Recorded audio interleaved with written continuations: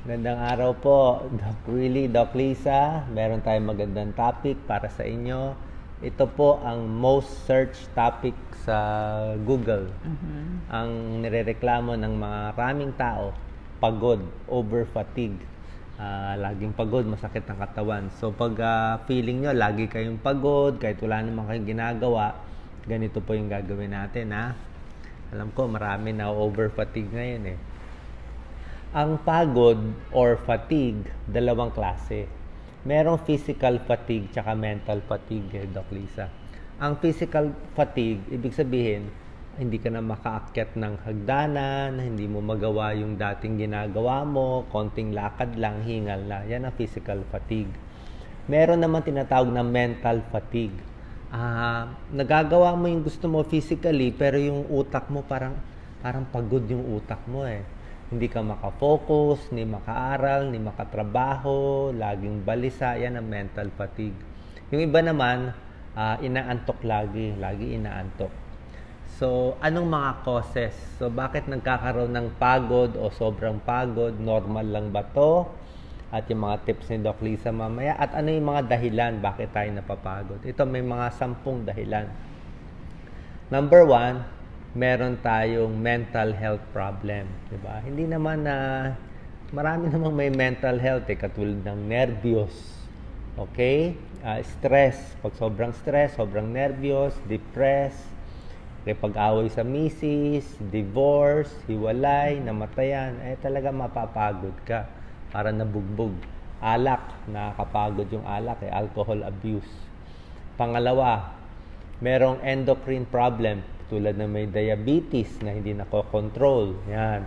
Buntis. Nakakapagod ba buntis, Doc Lisa? Mabigat kasi. Mabigat. Buntis. Kidney disease. Talagang kidney disease, mapapagod ka. Mababa ang potassium. Low potassium, nakakapagod. Walang energy. Goiter. Hyperthyroid, hypothyroid, at anemic. Kung anemic, kulang sa dugo, talagang pagod. Kasi kulang nga yung energy mo, eh. Minsan naman, pangatlong cause, yung sobrang daming gamot. Minsan, pag maraming doktor pinagtitingnan, meron akong kilala, 10 ang gamot, eh. Ako, binabawasan ko. Kung 10 gamot, sobrang nadami.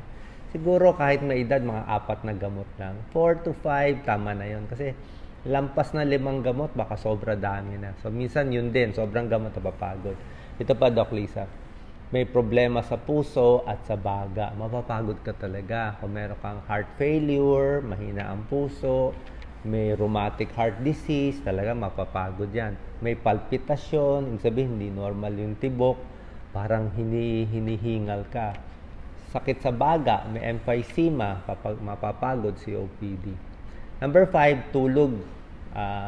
Kulang sa tulog. Yung mga night shift, di ba? Yung mga shift workers, call center, pag night shift, syempre pagod ang pakiramdam. Kulang sa vitamins, kulang sa minerals, napapagod din. Sobra sa kape. Sobra sa kape, sobra sa alak, sa gabi, yan. Parang, syempre maglolokong tulog mo, eh. Number 7, syempre pag may cancer, chemotherapy, mapapagod yon. May infection, tuberculosis, may HIV, may hepatitis, yan, nakapagod. Simpleng trangkaso. Simpleng trangkaso. Yung mga sakit-sakit sa katawan, pag marami kayong masakit sa leeg, sa likod, feeling nyo, pagod na rin kayo, di ba? Number 9, overweight. Sobra sa timbang, syempre mas pagod ka. Or sobrang malnourished, di ba? Sobra sa taba o malnourished, parehong pagod yun. Dapat balance lang. Number 10, sobrang pagod, sobrang daming trabaho na ginagawa, sunod-sunod, syempre mapapagod ka. O yung walang ginagawa, parang batugan, tulog na mapapagod din siya, kakatulog. So ito yung mga causes, kaya bakit tayo napapagod. Pwede po kayo mag-comment. Kung lagi kayong pagod, baka nabanggit ko na dito, isa dito sa 10 dahilan na nabanggit ko. Doc Lisa? Yes, oo. So, topic nga po ni Doc Willie, yung pagod, yung mahina ba yung katawan nyo kapag gumagawa kayo ng simpleng bagay o yung normal na trabaho para sa iba. Bigay ko na rin muna yung mga sintomas. Marami kasing magkakasama yung pagod, eh. Pag pagod ka, ang kasama niyan, masakit ang katawan. Masakit yung mga muscles. Pwedeng napagod ka o minsan iniisip mo, nagsusore, eh. walang gana sa buhay. Walang gana. Sa umaga, lagi inaantok. Sa gabi, hindi makatulog, di ba? Pero sa umaga, antok naman. So, ibig sabihin, may problema eh. May pinagdaraanan siya eh. Masakit ang ulo, kasama rin yon, irritable, mainitin ng ulo, moody, very iba-ibang mood. Minsan yung paningin, parang nanlalabo-labo din. At pag may ginawa, mabilis sila mapagod. Diba? So, yan ang mga sintomas. At ang test, para malaman, medyo kailangan complete check-up eh, Doc Lisa. Pag pagod kasi, kailangan complete check-up. Marami kasing pinanggagalingan. So, CBC, complete blood count, para kung anemic, FBS, fasting blood sugar, kung diabetic, creatinine, kung may kidney problem, SGPT, kung may liver problem, potassium, kung mababa ang potassium, check mo na rin yung x-ray. Chest x-ray, makikita kung malaki ang puso, heart failure, kung may spot sa baga, may pulmonya, makikita rin, may emphysema, makita rin sa x-ray. At kung di pa rin makita, minsan 2D echo, ma-check yung lakas ng puso, at ultrasound din ng tiyan, baka may nakatagong sakit. So ito yung mga dahilan, ito mga test gagawin natin para malaman kung pagod o hindi. Ang gamutan, gagamutin natin yung cause, diba? Pag nalaman anemic, di dagdag iron. Pag malakas humilik, ibig sabihin, pagod ka sa umaga, sleep apnea, papacheck tayo sa may sa may pulmonologist. Kung thyroid problem, papatest T3, T4, TSH, gagamutin yung goiter. Kung may infection, gagamutin. Kung mataba, magpapapayat. Kung depressed, manood kayo ng Doc Willie at Lisa. At kung may sakit sa puso, palpitasyon, abnormal tibok, heart failure, papatingin sa cardiologist. So, yan yung basic na first na gamutan, hanapin yung sakit. Okay? Pag nahanap na o walang makitang sakit, gagawin na natin yung mga turo ni Doc Lisa. Yung mga tamang pagkain at exercise at pagtulog. Yes, Doc Lisa. Yes, so pagkapagod, parang walang energy. So, yun nga, nabanggit na ni Doc yung mga dahilan. At minsan, dahil pala sa pagkain, baka kulang yung ating kinakain, kulang sa sustansya. Yun pong mga kape, panandalian lang o pansamantala lang yung epekto. Pero hindi talaga yun yung solusyon dun sa pagkapagod. So, gusto natin kumain ng maraming, hindi naman, dapat mas kainin natin yung carbohydrates. Kasi yung good carbohydrates. Good carbohydrates kasi siya yung nagbibigay ng lakas. Siya ang magbibigay ng lakas, ang mga carbohydrates. Magsasabi tayo ng mga example mamaya. Tsaka protina. Ang protina kasi nagbibigay ng energy, tapos para sa muscle, sa paggawa o pag-build ng muscle, at para sa immune system ng mga tao. Pagkain na pwede natin kainin. Ano ba example? Ngayon, isa sa mga nanatiling mura sa palengke kangkong. Superfood yan, pangpalakas itong kangkong. Ako na tagahawak ng kangkong. Wow, yes. My favorite.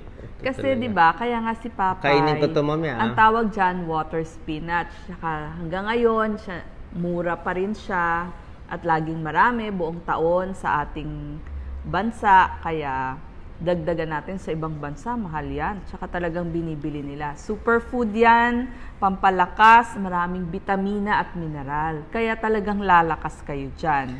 Walang bawal Ayan, may magko-comment na naman. Doc, bawal. Hindi ko maintindihan. Bakit bawal? Wala. Pwede sa lahat. Pwede sa edad bata, matanda, senior, buntis, may goiter, may sakit sa puso, lahat ng sakit pwede. Yan po ang anong pwede. Bawal? Hindi ko maintindihan anong pamanhiin ang bawal. Ang possible lang nababawasan pag nakakuma din kayo. Kung naka-warfarin, kumadin, pampalabnaw ng dugo. Ito kasi medyo na maganda yung blood clotting mo Mas maganda nga. Vitamin K. Bihira lang yun kung meron kayong pampalabnaw ng dugo. Pero otherwise, sobrang ganda to. Pampahaba ng buhay, ha? Yes. Bago sila mag-comment ng bawal-bawal. Pwede. Pangalawa, saging. Maraming potassium, maraming carbohydrates. Yun yung magpapalakas sa inyo. Di ba nga, ang sabi natin, kumain ng konti-konti, pero madalas. So, pwede nyo yung gawing merienda nyo sa in-between. Kita mo, ako nakaubos nito eh. Sa gabi, 2 saging kinakain ko. Yes. Imbis na kumain ako ng pandesal, tsaka butter, mantikilya, di ba? Pandesal, carbohydrates, white, diba hindi rin maganda. Mantikilya, hindi maganda. So, saging na lang. Yes, at maswerte tayo sa atin inaani ang saging. Tayo pa nga ang nag-export ng saging. Next. Tubig. Napaka-importante ng tubig, ano? Kasi kapag kulang tayo sa tubig o dehydrated, iisipin ng katawan natin, i-conserve niya para sa water balance natin. So, imbis na magbigay siya ng energy, mas iisipin niya, magko-conserve ako ng energy ko. Kaya, dun sa mga dehydrated, talagang feeling nyo, pagod kayo kasi kulang kayo sa tubig. So, parang halaman, 'di ba? Pag halaman walang tubig, nagkukuluntoy, 'di ba? Bumabagsak. Pero pag punong-puno ng tubig yung halaman, yung puno, 'di ba? Ang ganda. Yes. Ito malakas sa tubig. Oo. Tapos susunod, itlog. Cute yan, yung ating itlog, ano? Kumpletong protina yan para sa muscle, may amino acids, lahat ng kailangan yung amino acid. Tapos yung leucine, kailangan yan para sa endurance training. Kaya nga yung mga nag-sports, saging at itlog. Okay. Favorite ko tong egg. Yes. Ang isa pang pwede natin, di ba lagi natin bilin, kumain ng almusal. So, isa sa pinakamagandang almusal, oatmeal. Kasi yung fiber niyan, mabubusog kayo. So, busog kayo the whole day. Tapos may protina pa. Di ba sinabi nga natin, for energy, kailangan nyo ng protina. Gaano daw karaming oatmeal, Doc Lisa? Siguro, isang tasa. Tapos, ang maganda dyan, pwede rin yan sa merienda ninyo. Or yung iba nga yan ang hapunan nila oatmeal or kaya lugaw. Sobrang ganda po. High fiber. Bababa cholesterol. Hindi ka magkaka-cancer, pwede sa kidney disease, lahat maganda to. Perfect. Diba? Yes. Sa almoranas, maganda. Sasarap ang pagdumi nyo dito.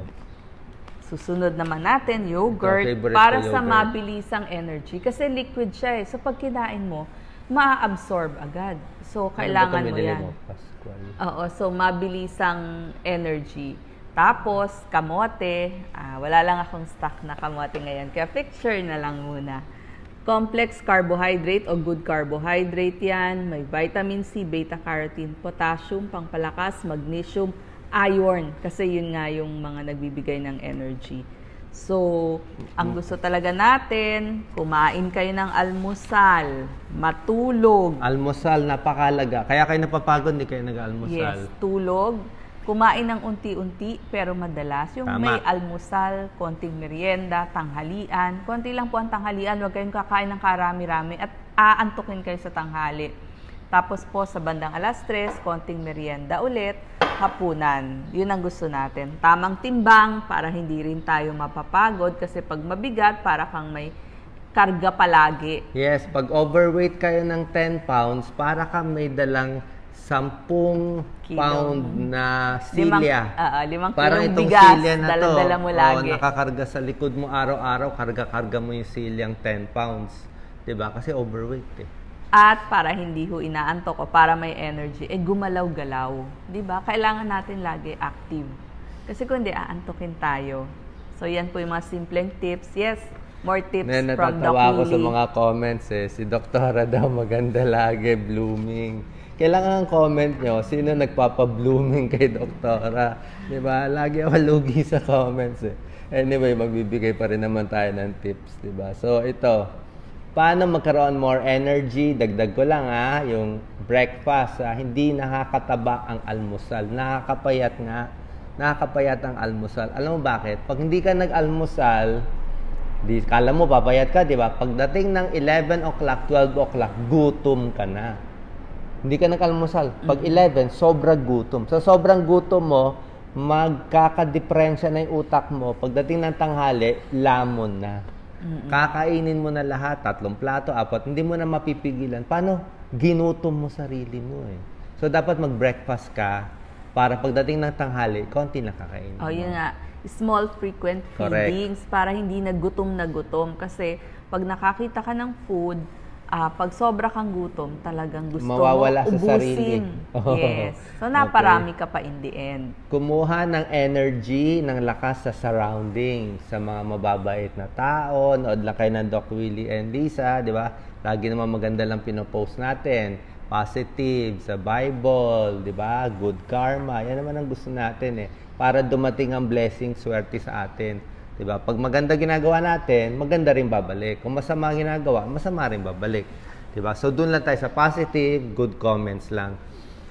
Pwede kumuha ng energy sa surrounding. Sa music, sa halaman. Yung pananaw mo, nakita mo puro greens. Katulad nito, wala tayong pera, pero sa imagination na lang natin. Ha? Sa imagination na lang natin, pumunta tayo sa Paris. Yan, sa Eiffel Tower. Tignan na lang natin yung painting o yung litrato. Hanggang mamatay na ako, titignan ko na lang itong painting na to. Napakaganda. Sa mga nakapunta na sa Paris, kwento nyo, gaano ba kaganda? Bakal lang naman yan Diba? Pero napakaganda. Hindi kami makapunta, mahal Wala tayong pera. Maraming humihingi ng tulong, di ba? Daming kailangan magpa-opera Doon na lang. Anyway, okay, may hugot pa, no? Anyway, hindi, happy naman ako Na-think positive. Dapat positive lang. Isipin mo, bakal lang yan Wala naman maganda dyan sa Paris. Pero tinitingnan ko lagi, nakaka-relax ang pagtingin ng picture. Kala mo na dun ka. Pwede mag-vitamin. Ako kasi ang iniinom ko, may fiber supplement ako. Ano ba iniinom ko? May fish oil ako. May fish oil, omega 3. Tsaka probiotic. Uminom ako ng probiotic. Yan ang mga proven Yan ang mga proven na supplement na iniinom ko. So, pwede kayo mag-vitamin kung gusto nyo. Para lang may iniinom. Iwas sa mga energy drinks. Okay? Bawal yung mga energy drinks. Sabi mo, walang energy, mag-energy. Hindi po maganda yun Kasi yung component niya, ilalakas lang sandali, pero pwedeng may side effect. Kaka-energy drinks, kaka-sobrang kape, bibilis ang tibok ng puso, magloloko ang tibok, mag-high blood, may na-admit sa ospital na sobrahan lang. Diba? So, hindi maganda yon. Pag mahina na, tulog. Okay? Pag antok, tulog. Okay? Ulitin ko. Pag inaantok, ang solusyon, tulog. Hindi ang solusyon, energy drink. Mali po. Smoking, iwas siyempre, alak. Matuto magsabi ng no. Yan. O, bigyan kita ng 10 project. Ano sagot mo? No. Marinig mo pa lang, hilo ka na dun Bigyan kita ng magtatrabaho ka 20 hours a day. May malaking sweldo ka, hindi ka na matutulog. Anong sagot? Ang sagot nyo agad, sorry po, hindi kaya. Learn to say no. Hindi pwede. Go for easy power. Pwede naman sa buong araw, lalo na kung may edad ka na, pa-easy-easy lang. Diba? Hindi naman laging takbo ng takbo. Magagawa mo rin naman, easy lang, trabaho lang. Minsan, upo, pahinga, pikit ang mata, nood lang ng mga tips natin. Pakinggan ang katawan. Listen to your body. Another tips. Pag ang katawan mo ngayong araw mahina, di pahinga, lalo na sa mga may sakit May sakit sa baga, sa puso, may cancer, may araw na mahinang-mahina, di pahinga lang. Pero kung kailan yung malakas ka, doon ka mag-exercise, di ba? Hanapin, kung mas malakas ka sa hapon mag-exercise. Or kung nagtrabaho ka today, bukas pahinga. Okay. Depende rin kasi sa edad yon. Tama. Last 3 tips. Dapat meron kang passionate cause. Meron kang gustong gawin. Diba? Meron kang gustong puntahan. May gusto kang matapos na project. Gusto natin magligtas ng milyong-milyong Pilipino. Lahat na papaoperahan. Gusto natin libre dialysis. Diba? Dapat meron kang goal na mahirap. Na lagi mo hinahabol yung goal na mahirap. Mas mahaba buhay mo. Paano hinahabol mo na hinahabol Diba? Meron kang goal, meron kang gustong tapusin na project, na bahay, gusto mo makita yung kasal ng apo mo, okay yun. Second to the last tip, be in love.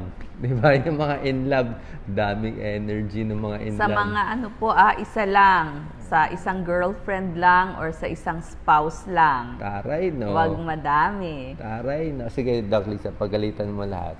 Maraming hugot. Ang dami magko-complain yung mister daw nila ng babae. Ano daw tip? Kaya nawawalan sila ng energy. Nako Bantayan o hayaan? Bantayan. Bantayan, taliin, lagyan ng kadena, gano'n. Kailangan. Kailangan na. Simple na. Okay, mga killer, no? Okay. Number 12, last tip is magdasal. Siyempre, the last is the most important. Lagi tayong magdadasal at hihingi tayo ng lakas kasi ito lang kaya natin gawin sa mundo natin. Pero kung iniisip mo, may darating na tulong, di ba? Tutulong ang Diyos sa'yo. Meron kang extra power. Di ba? Kaya marami nagsasabi sa akin, Doc Willie, ba't yan ang gusto mo gawin? Gusto mo magligtas ng milyon-milyon? Naniniwala ako may tutulong sa akin. Sabihin nila, hindi mo kaya yan. Hindi mo kaya. 10 million na followers natin, ano pa hindi kaya? Di ba? Anong hindi kaya? Lahat hindi mo kaya, Ako hindi ko kaya. Ako mahina ako. Pero pag tutulungan ka ng Diyos, lalakas ka. Di ba? Ako wala akong swerte, walang biyaya darating. Pero pag tutulungan ka ng Diyos, ayusin mo lang yung buhay mo, nandiyan ka sa right place at the right time, may darating na blessing, siya na mag-aangat sa'yo. So, ganun lang tayo. Ready lang tayo kung anong gusto ng Diyos. Pag hindi darating yung biyaya, okay lang. Tuloy-tuloy lang tayo dito. Dapat po may ganun Huwag masyadong negative na isipan na wala na pag-asa, lulubog na. Hindi mo masabi. Sa history, up and down. Kung kailan ka very down, swerte nga, down na down ka kasi up ka na Diba? Up ka na Yun na yung next. Yun na yung next Tsaka tiis, Tiis sa bashing, tiis sa insulto, tiis lang ng tiis. Basta alam mo malinis ang ginagawa mo, tuloy-tuloy lang tayo. Okay? More energy. Sige po. God bless po. Salamat sa lahat ng mga comments. God bless. God bless. Like and share po.